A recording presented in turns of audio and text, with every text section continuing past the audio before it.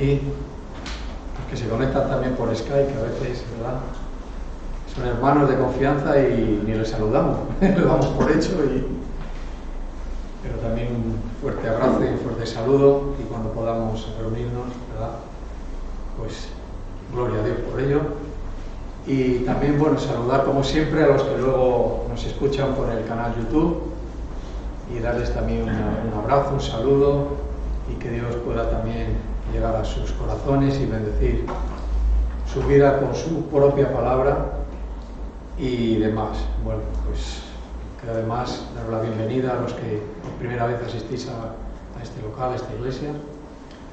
Esperamos servirles con todo nuestro cariño y amor, y que podáis sentir con nosotros la presencia de Dios, y que su Espíritu sea el que realmente nos guarde y nos anime y nos conforte, ¿vale?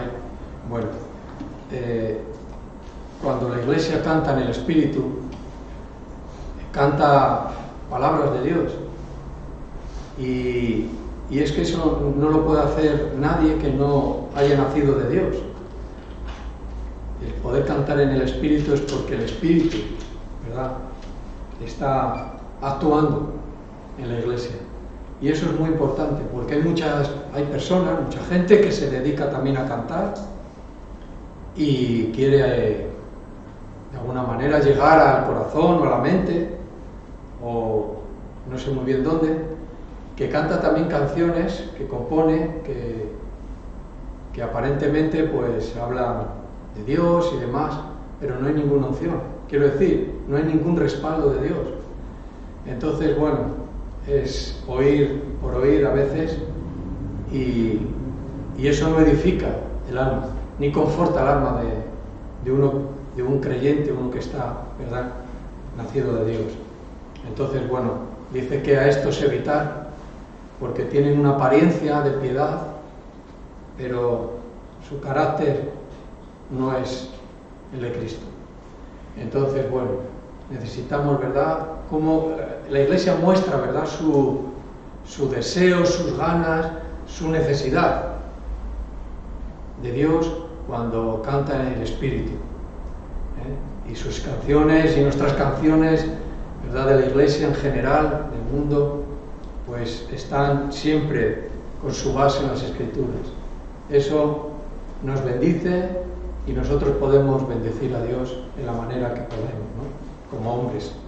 Bueno, hoy el mensaje que traigo tiene que ver con el lugar de confort, ¿verdad? El lugar de confort, bíblicamente, pues la palabra confort, así como la digo, no sale, pero dice que el Señor confortará nuestras almas, Entonces sí que podemos, ¿verdad?, hablar de este asunto, porque Dios lo habla.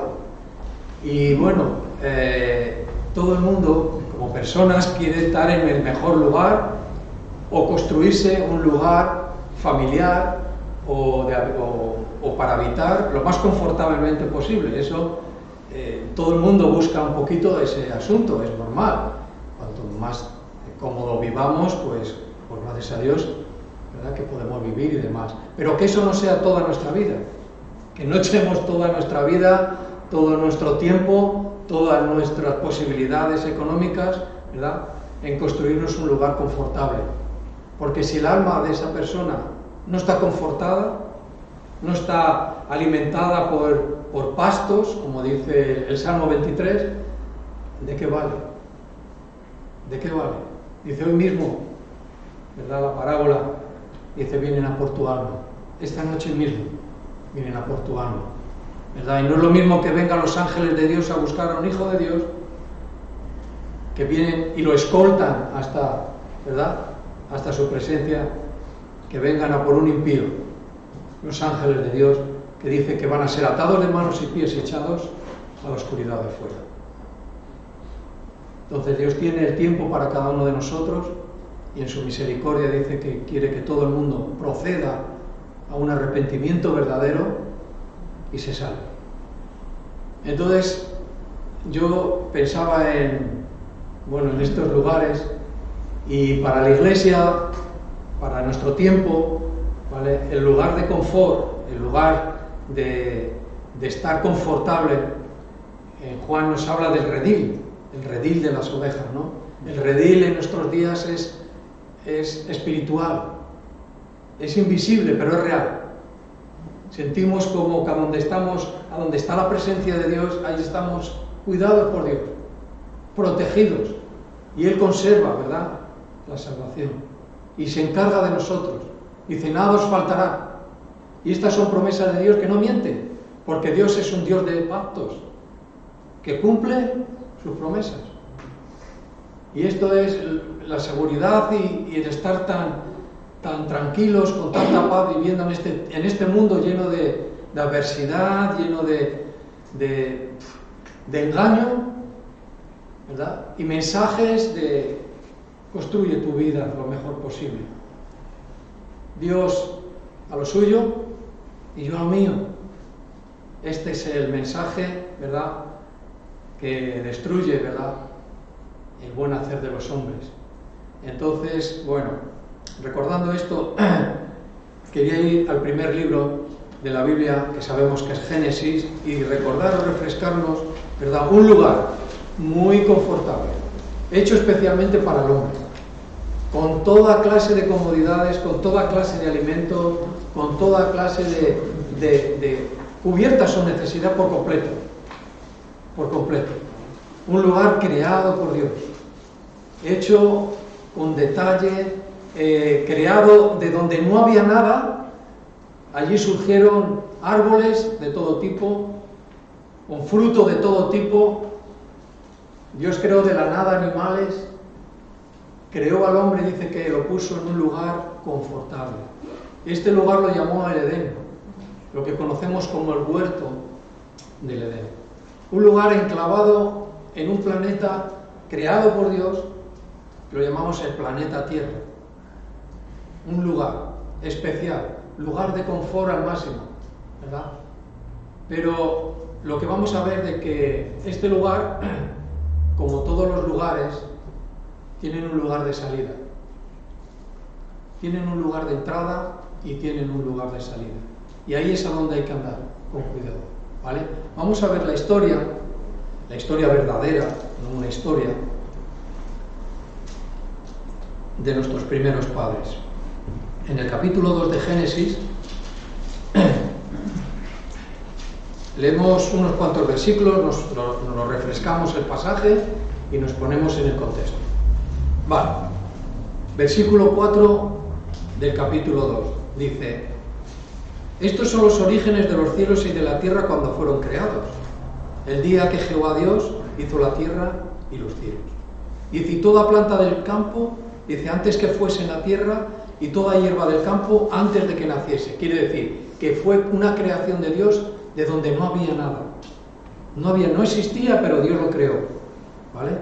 Dice, porque Jehová Dios aún no había hecho llover sobre la tierra, ni había hombre para que labrase la tierra, sino dice que subía de la tierra un vapor, dice, el cual regaba toda la faz de la tierra. Entonces Jehová Dios formó al hombre del polvo de la tierra y sopló en su nariz aliento de vida, y fue el hombre un ser viviente. Y Jehová Dios plantó un huerto en Edén, al oriente, y se puso allí al hombre que había formado. Y Jehová Dios dice que hizo nacer de la tierra todo árbol delicioso a la vista y bueno para comer, también el árbol de la vida en medio del huerto, y el árbol de la ciencia del bien y del mal. Y salía del Edén un río, dice, que regaba el huerto, y de ahí, dice, se separaban 4 brazos. El nombre, dice que del uno era Pisón, dice, este es el que rodeaba toda la tierra de Ávila, dice, donde había oro. Bueno, se puede seguir leyendo y demás, pero para ponernos en situación de lo que queremos hablar hoy, creo que es suficiente. Bueno, dice que creó el lugar idóneo donde puso su creación especial, que éramos nosotros, donde allí no faltaba de nada, donde toda la necesidad que pudiera tener un hombre iba a ser cubierta, donde el hombre creado por Dios, en este caso era Adán, tenía toda la autoridad para señorear todo lo creado por Dios. Un hombre inteligente al máximo, que por causa del pecado el hombre en su inteligencia ha descendido mucho. No quiere decir que el hombre de hoy es ignorante o es tonto en ese sentido. No quiere decir eso. Pero la inteligencia que tenía Adán, por lo que pudo desarrollar para Dios, era increíble. Era un hombre perfecto a la imagen de Dios. Que el pecado, la desobediencia, dice que entró el pecado en el mundo y trastornó todo lo creado por Dios. Y ahí hubo un cambio terrible en la humanidad, no solo en el hombre, sino que en todo lo creado por Dios. Pero ahí tenemos un lugar confortable, que aparentemente a veces podemos decir, bueno, pues, ¿qué tontería se hizo? ¿Cómo pudieron hacer esta cosa? Un lugar como el que ahora mismo ya me gustaría estar a mí. A veces pensamos, podíamos hasta pensar así. Dice, ya me gustaría estar a mí, ahora ya, y seguir toda la humanidad viviendo en ese confort, en ese lugar tan que mi necesidad iba a ser cubierta. Y no solo eso, sino que dice que Dios estaba con ellos. Y eso es lo importante. Porque mira, lugares de confort hay en el mundo 20.000. Unos alardean de ello y salen por todos los medios de comunicación. Tengo no sé cuántas casas y coches, Ferraris, tengo Ferraris. Tengo en mi cuenta corriente llena de ceros y alardean de ello. ¿Ves? Pero en su hogar de confort, Dios no está. Dios no está. Y ese es lo importante. Eso es lo principal de todo. Dios puede darnos todo lo que necesitemos, pero si Él no está, en vano construimos. En vano. Y de eso es de lo que se trata, que el mismo Dios sea el que nos conforte. Porque el hombre, hay una parte en su interior que no puede ser confortada por nada material. Y estos hombres que alardean de riqueza, de prestigio, de fama, están vacíos en su corazón, porque Cristo no habita en ellos. Sin embargo, nosotros, dice, es mejor el pan con humildad, ¿sí o no? Es mejor. Y estar en paz con Dios. Dice, hoy podríamos decirnos a nosotros mismos, ¿estoy bien con mi Dios? ¿Verdad? ¿Estoy confortado por Dios? El Salmo 23, ¿no?, que estábamos leyendo antes de empezar el culto. Ahí es a donde venía. Él confortará mi alma. Si hacemos una investigación de lo que es el hombre, encontramos de que dice que el hombre, Dios lo creó en 3 partes, inseparables. Y hay una parte que es el espíritu del hombre, donde ahí nadie puede tocar. Nadie puede tocar. Solo Dios mismo, su palabra, dice que entra y penetra hasta el tuétano. Y el espíritu representa el tuétano, donde nadie puede tocar. Nadie. Y el hombre está muerto por sus delitos y pecados separados. Su espíritu, el espíritu del hombre, lo más profundo e íntimo del hombre, está separado de Dios. Por eso el nuevo nacimiento es en el espíritu del hombre. Y ahí nace una nueva vida. Y en ese momento ya podemos, el hombre, relacionarnos con Dios. Si no hemos sido regenerados, no se puede uno relacionar con Dios. No podemos cantar ni alabar a Dios, ni orar en el espíritu, porque no le tenemos. Porque el espíritu del hombre sin redención está separado de Dios por causa del pecado. Separado de Dios. Pero viene una nueva vida y una nueva persona a habitar en el espíritu del hombre. ¿Quién es Él? Amén. Y ahí tenemos todo. Y ahí se empieza a confortar nuestra alma. Entonces dice, mira, nuestra vida no depende del mucho tener o del poco tener, que a todos necesitamos nuestras necesidades básicas. Pero lo que sí que necesitamos es haber nacido de Dios. Y eso no es una idea, ni una manera de hablar. Cuando Jesús le dijo a Nicodemo, tienes que nacer de nuevo. Eso no se puede, no tiene interpretaciones. Claro que está diciendo algo en concreto, pero no se puede divagar. Tiene que haber un nuevo nacimiento en el espíritu del hombre, regenerados por la sangre de Cristo. Vueltos al género inicial, perdonados de nuestros pecados. Mirad, Adán y Eva salieron del lugar de confort, ¿sí o no? Salieron. Y si salieron es porque había una puerta de salida. Digo yo, ¿cómo lo ves? Tendría que haber una puerta de salida. Bueno, volviendo al texto, vemos que había un mandato, solo uno. Y era, de todos los árboles que hay en el huerto y de todo su fruto, podéis alimentaros. Pero solamente de uno, no. No podéis ni tocar ni comer. Este era el mandamiento. Y este mandamiento era la puerta de salida. Si ellos andaban a esa puerta, inmediatamente separación de Dios, salida del huerto, se acabó el confort de nuestra alma. Y este árbol no es que tuviera, dice, del fruto de ese árbol, dice, no comáis. ¿Por qué le decía esto Dios? ¿Porque estaba envenenado? ¿Porque estaba lleno de una sustancia que se llamaba pecado y al comerlo entraba el pecado en el mundo? ¿Porque estaba maldito? Era una señal, puerta de salida. Lo que Dios estaba pidiendo es justamente lo mismo que nos pide hoy, obediencia. Obediencia. El pecado significa traspasar la santa ley de Dios. En el momento que traspasamos sus mandamientos, salimos por la puerta. Estamos al otro lado de la puerta.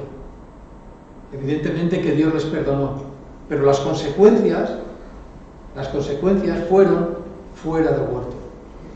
Dice, y ahora tenéis que cultivar la tierra, de la tierra en la que habéis sido vosotros mismos creados, esa misma tierra tendréis con el sudor de vuestra frente.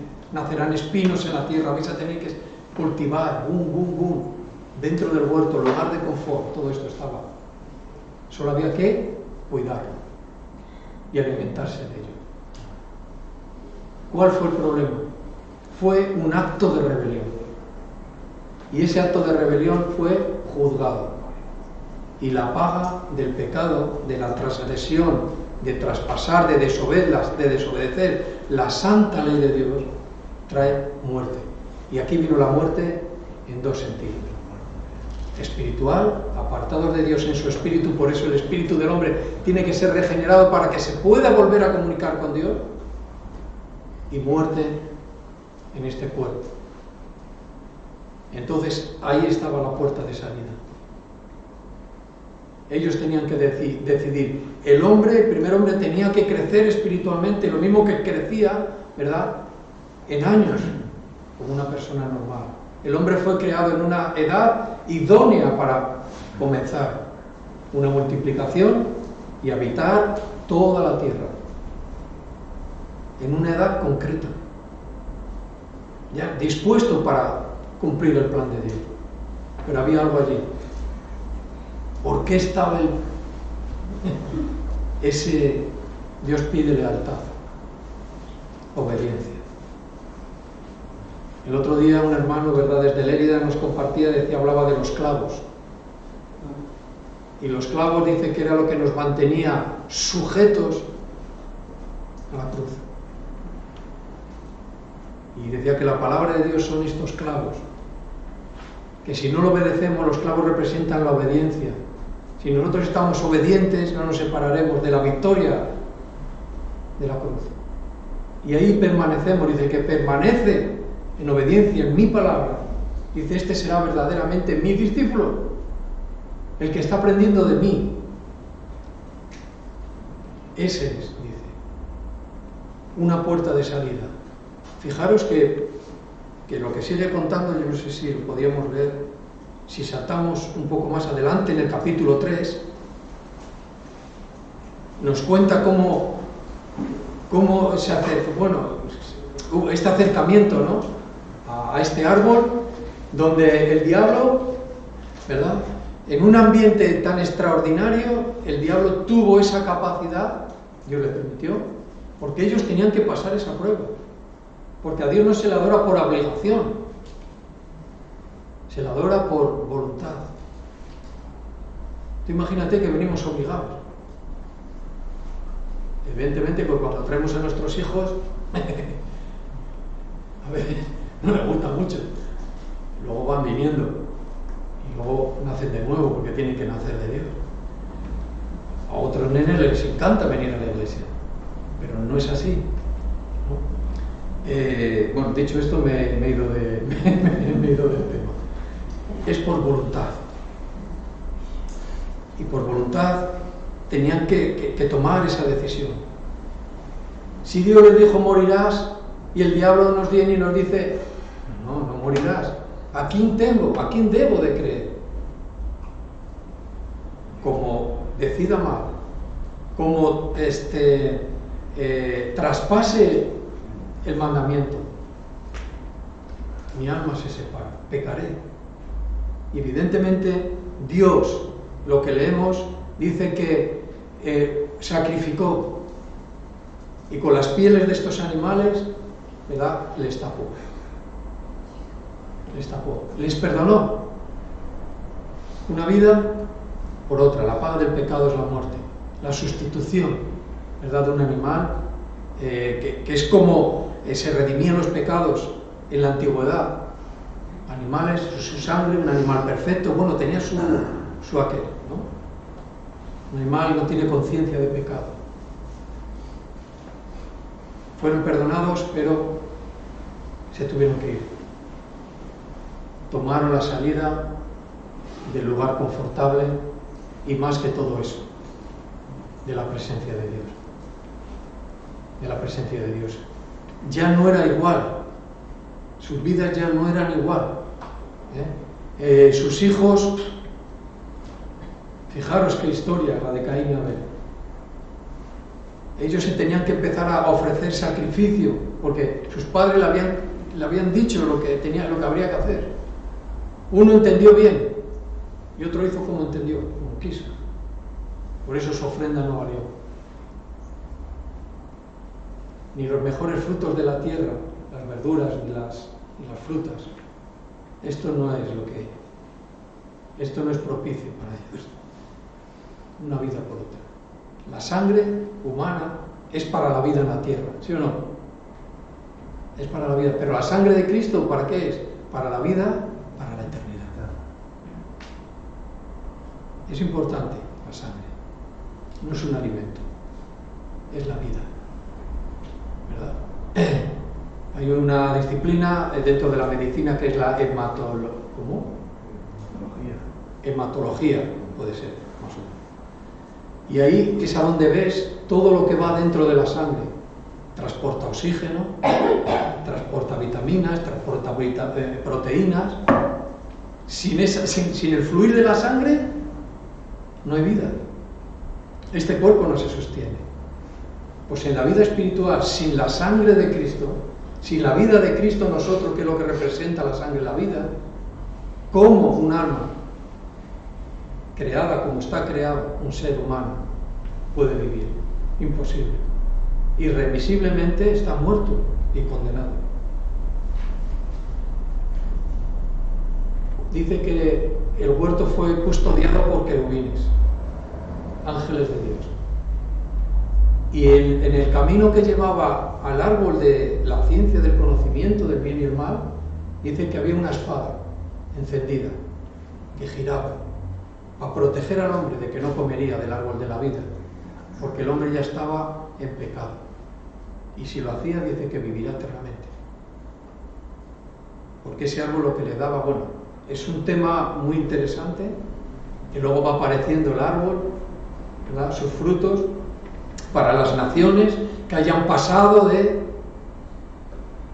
la tribulación, gente convertida, al milenio, y aún en la eternidad habrá este árbol, donde los hombres y las mujeres que hayan pasado con este cuerpo, con esta materia, dice que tendrá que tomar del árbol de la vida, para sus enfermedades y para subsistir, para la eternidad.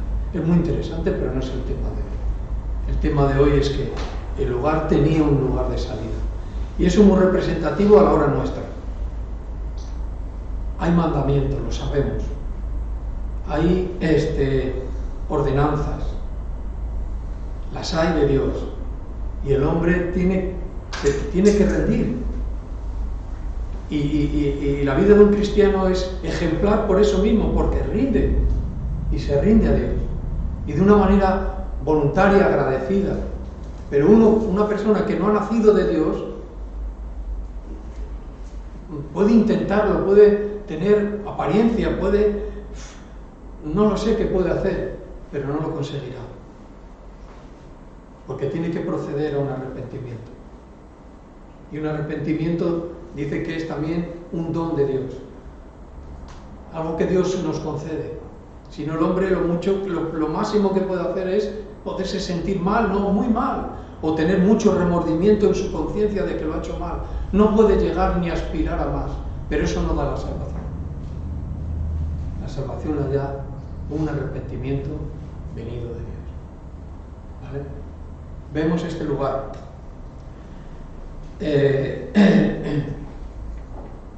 Bueno, si queréis...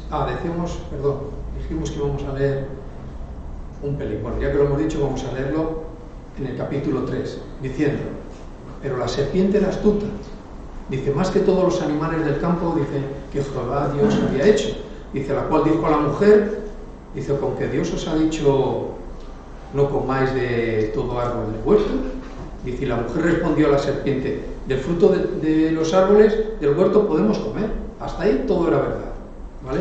Dice, pero del fruto del árbol, dice, que está en medio del huerto de Dios, dice, no comeréis de él, ni tan siquiera dice que le tocaréis, dice, para que no muráis. Eso también es verdad. Dice, entonces la serpiente le dijo a la mujer, ¿lo que le dijo? Una mentira. Le mintió. Aquí, bueno, algunos comentaristas, bueno, pues se coincide, ¿no? Dice que, bueno, que parece que fue todo en un día, ¿no? Pues probablemente no, fue en una insistencia, ¿verdad?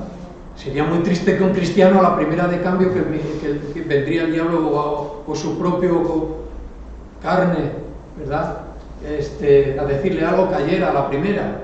Pues a veces sí, pero normalmente nos va tentando, insistiendo, buscando el momento y el tiempo. Pero el cristiano anda firme y anda listo. Si está en luz, y como está listo, no se rinde. Y el diablo dice que si tiréis al diablo, ¿y qué? Tiene que huir, porque se va a cansar.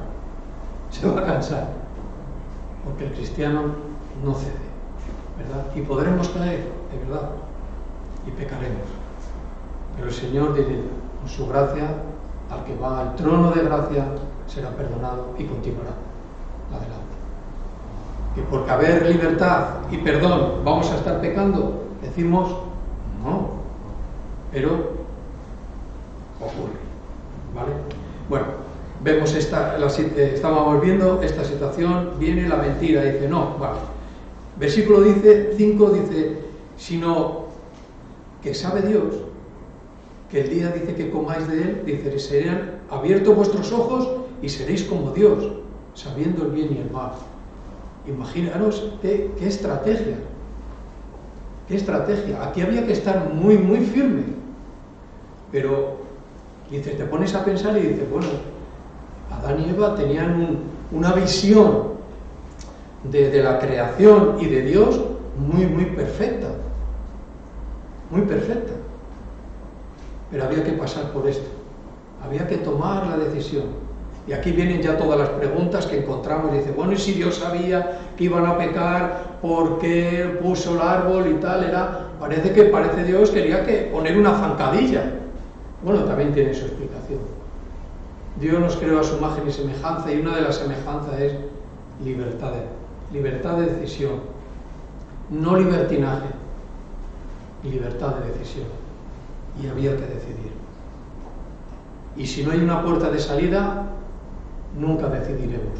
Estaremos probablemente en una jaula, por decirlo algo, que no tiene salida, aunque sea de oro, pero no tiene salida. Nunca hay que decidir. Entonces seríamos poco más que un robot. Pero esa no es la semejanza que Dios puso en nosotros. La puso para que nuestra voluntad se rindiera. Y Dios nos hace ver que realmente Él es merecedor de nuestra voluntad. ¿Vale? Bueno, pues todas estas cosas ocurrieron y dice que se le abrieron los ojos. Dice, bueno, pues ¿qué tendría ese fruto dentro? No tenía nada. ¿Sabes quién? ¿Sabes lo que les hizo verse así? El pecado que entró en ellos. El mismo pecado les hizo verse desnudos. Les abrió los ojos, es una expresión. Les hizo ver que ya no estaba. Que ya no estaba. ¿Por qué lo sabemos? Porque se escondieron. ¿Dónde estáis? El pecado lo que le hizo ver. Vale, pero ahora tenemos otra cosa. Tenemos que el que anda en luz, lo primero que ve es el pecado de otros, ¿no? El que anda en luz, lo primero que ve es su propio pecado. Y Santiago nos dice, pues mira, conforme a este principio espiritual de Dios, dice, a la hora de decirle a otro hermano que ha pecado o está en un error grave o demás, hazlo humildemente, teniendo en cuenta que puede que tú caigas también de él. No vayas ahí, somos jueces. ¿Ves? Todo está controlado en Dios. Podemos vivir bien con Dios. Hay un lugar espiritual que es confortable. Estamos bien. Cuando la iglesia se reúne y está con actitud, con deseo, estamos bien. Estamos bien. Y de eso es de lo que se trata. Dios está a favor de sus hijos, de la iglesia. Todo lo que ocurre en el mundo es para bien de la iglesia. Y el COVID también. Eso tenemos que mirar. Ciertas cosas tan fuertes mundialmente, a la iglesia, ¿verdad?, enfoca con un cierto foco y nos hace ver muchas veces quiénes somos enfrente de algo tan incontrolable. Pero tenemos que saber que Dios también está sabiendo esto. ¿Ves? Entonces, todo obra a favor, para que su iglesia esté en el momento que el Señor tiene previsto venir a por su iglesia, esté como debe de estar. ¿Cómo está el siervo? Cuando el Señor venga, sirviendo. Así como hay que estar. ¿Vale? Bueno, si dejamos ahí... bueno, vimos que salieron, se puso una protección para que no se volvería a entrar. Y dice, bueno, pues hay gente que dice, bueno, ¿y cómo nos podemos creer esto si ya no existe el lugar? No sabe Dios dónde está. El Señor sabe. Son misterios de Dios. Misterio. ¿Dónde está el arca de Noé?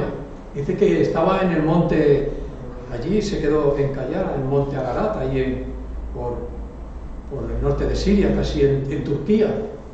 Pues nadie lo vio. Bueno, pero ahí cayó. A lo mejor un día se deshiela todo y aparece. Pero ahí está. ¿Ves? Ahí cayó. Bueno,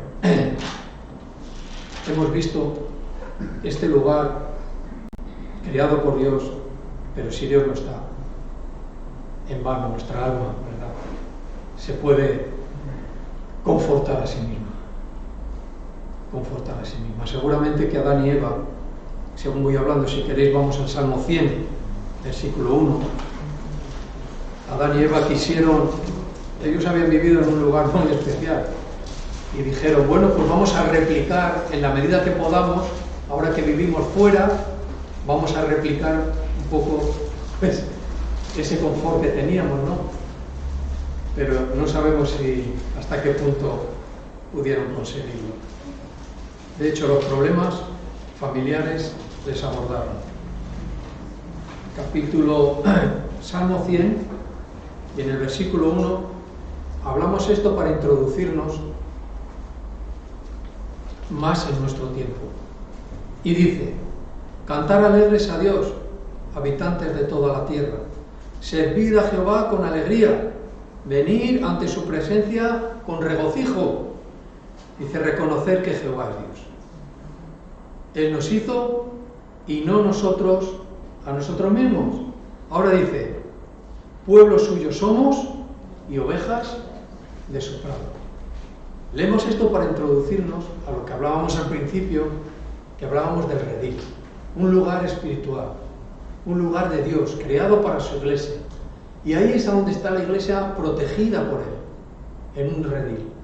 Esta es la manera que nos presenta por medio de una parábola ese lugar, lo llama un redil, ¿vale? Un lugar de protección para sus ovejas. ¿Pero qué ovejas? Sus ovejas.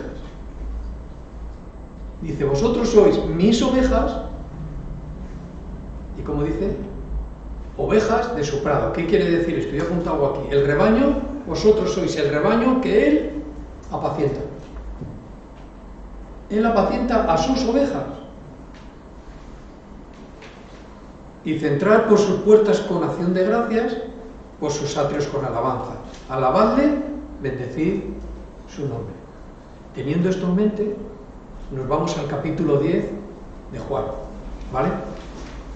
Y vemos esta parábola. Porque habla de sus ovejas en otro tiempo.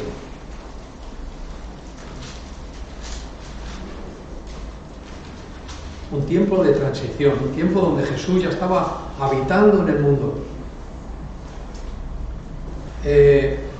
preparando el pasar, ¿verdad?, a otro momento, el pasar al tiempo de la redención por medio de Él mismo. ¿Ves? Y dice, 10:1, de cierto os digo, dice que el que no entra por la puerta en el redil de las ovejas, sino que sube por otra parte, es ladrón y salteador. Ahora, dice, mas el que entra por la puerta es pastor de las ovejas es. Pastor de las ovejas es. Dice, a este abre el portero y las ovejas oyen su voz, y a sus ovejas llama por su nombre y las saca. Dice, cuando ha sacado fuera todas las propias, dice, va delante de ellas y las ovejas le siguen, porque conocen su voz. Sus ovejas conocen su voz. Dice, más el extraño, dice, no seguirán, sino que huirán de él. Dice, porque no conocen la voz de los extraños. Dice, esta alegoría, esta parábola, esta comparación, les dijo Jesús. Dice, pero ellos no entendieron qué era lo que les quería decir. ¿A qué grupo estaba hablando?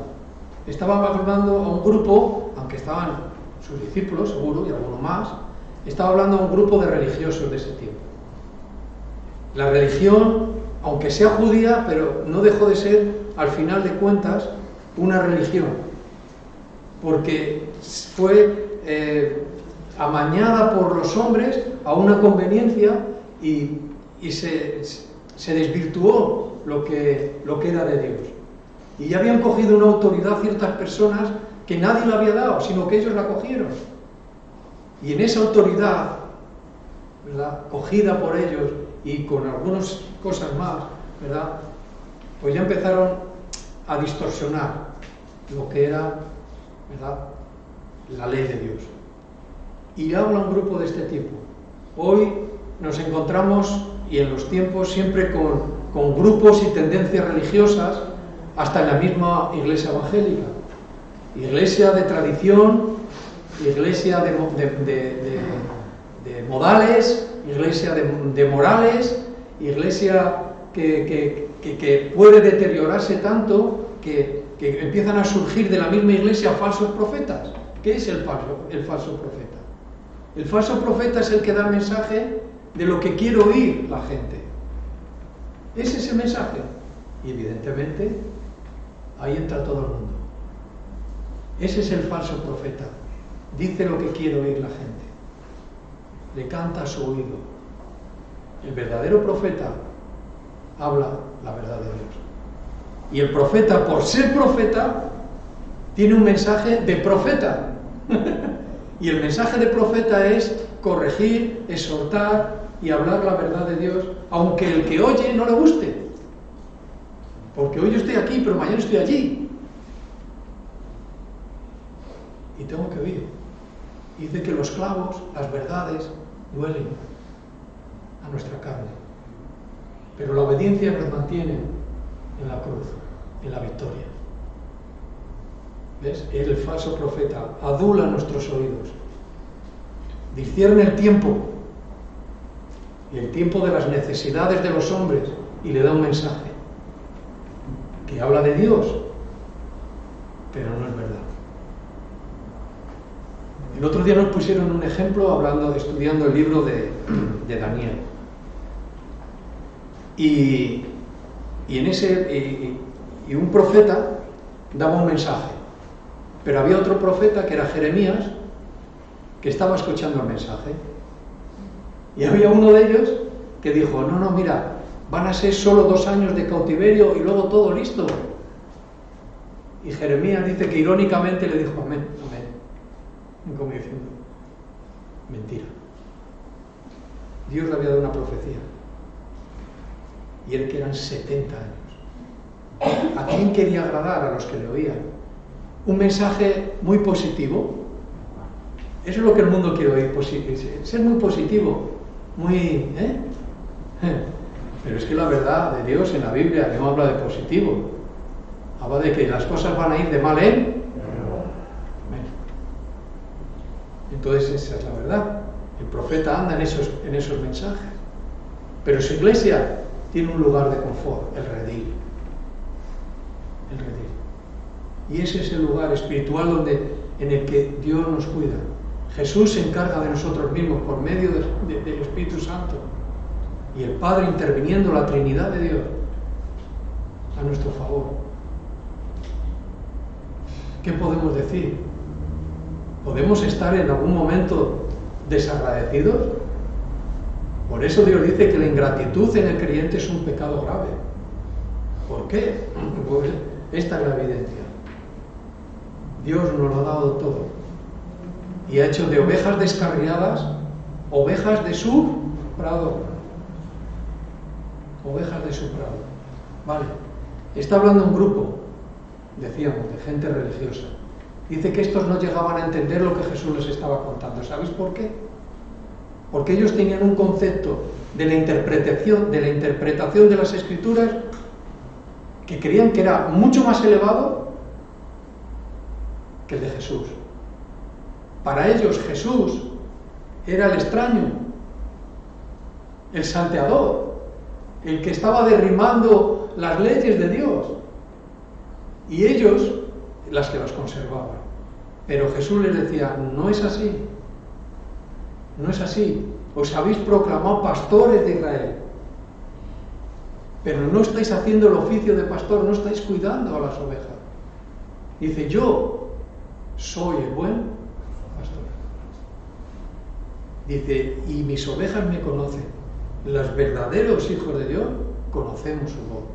Al principio es un poco, bueno, vamos ahí luchando, y a veces las voces, ¿verdad?, nos confundimos, pero tenemos hermanos, tenemos liderazgo que nos aclaran la voz de Dios.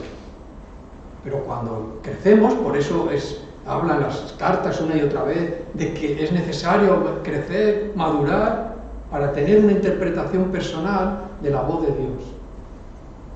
Y hoy por hoy vamos conociendo, sí, cuando es de Dios. Y porque también conocemos la Escritura. ¿Vale? Pero estos creían que era mejor. Jesús dijo, yo soy el portero, pero también soy la puerta. Soy el portero, soy la puerta, el que he creado el redil, soy todo. Claro, a estos hombres orgullosos en su vida religiosa, esto era una gran molestia. Dice, no, tú eres el Salvador. Tú eres el que estás...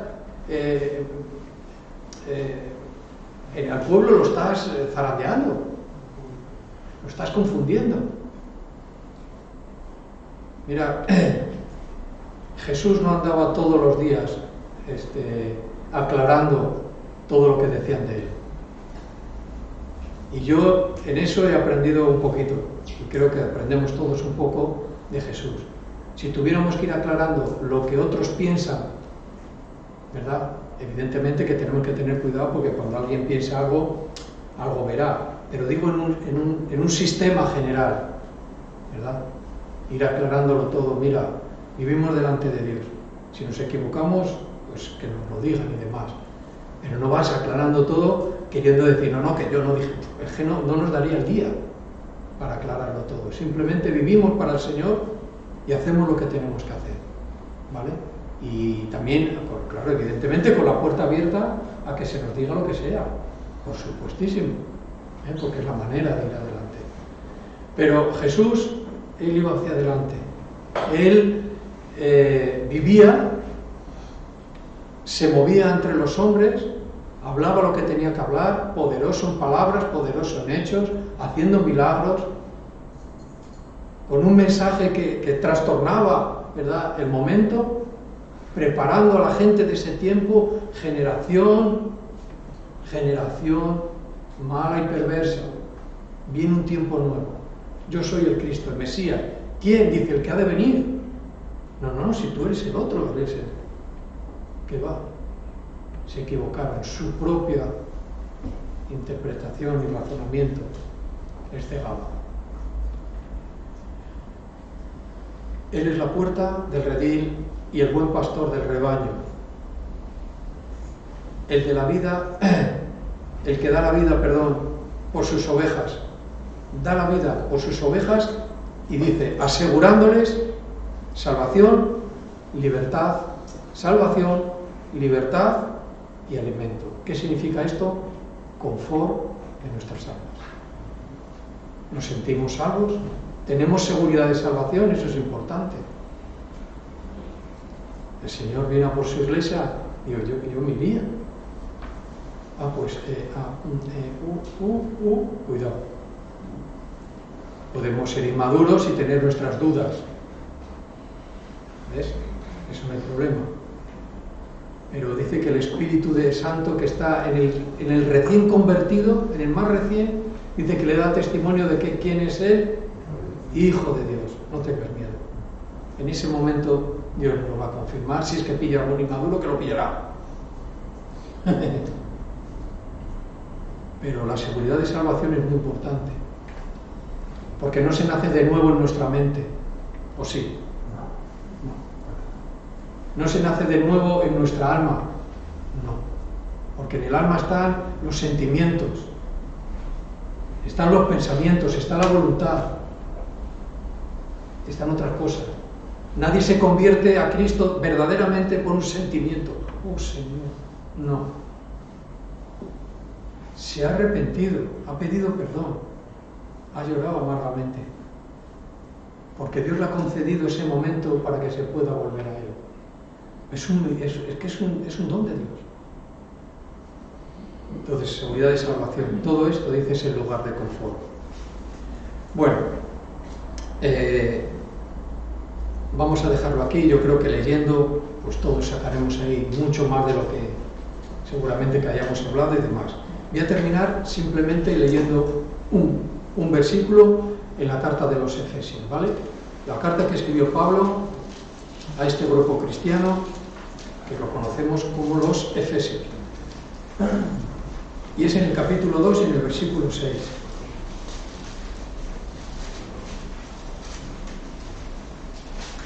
Vamos a leer en el 4, si nos importa. Dice en el 4... Pero Dios, que es rico en misericordia, dice, por su gran amor, con que nos amó, aún estando nosotros muertos, ¿ves?, separados de Dios, Dice, nos dio vida juntamente con Cristo. Por gracia sois salvos. Y juntamente, dice, con Él nos resucitó. Y asimismo nos hizo sentar en lugares celestiales en Cristo Jesús. Esto, por favor, que también se nos quede hoy en nuestra mente y en nuestro corazón. Hemos sido sentados en lugares celestiales. ¿Que estamos en el cielo? No dice eso. Sentados tiene que decir algo, porque estamos todavía aquí. ¿Ves? Estamos vivos por medio de Cristo entre los muertos. Y esto suena un poco raro, fuerte, pero bien interpretado quiere decir que el que está fuera del Señor está muerto en sus delitos y pecados, pero nosotros vivimos juntos en esta tierra, hoy por hoy, ¿verdad? Vivos junto con los que no han creído. Esto es estar. Estamos sentados en lugares celestiales. No estamos en el lugar de los muertos, estamos en el lugar de la resurrección. Otra interpretación que es igual. No estamos en el lugar o sea, uno se siente muerto en sus delitos y pecados, evidentemente no está sentado en el lugar celestial todavía. Pero el que ya ha sido perdonado, regenerado, nacido de Dios, está sentado en un lugar celestial, en un lugar de la resurrección, resucitados juntamente con Cristo. Eso también es un lugar de confort. Esos lugares que no vemos, pero en nuestro espíritu sabemos que es así. No estamos en el lugar de los que se pierden. Estamos en el lugar de los que tienen la vida eterna. ¿Eso es un amén? Yo creo que sí. El otro día decíamos, el amén es de los hombres, pero antes del amén dice que las promesas se cumplen en el sí y en el amén. En el sí es de Dios, Dios dice sí, si no lo dice él, y nosotros decimos amén, como tú quieras, como tú digas, lo que tú tengas previsto para nosotros. Amén. ¿Vale?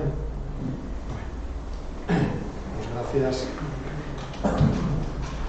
a Dios. Vamos a tener un momentito de oración, que podamos darle gracias a Dios por su palabra y acabamos, ¿vale?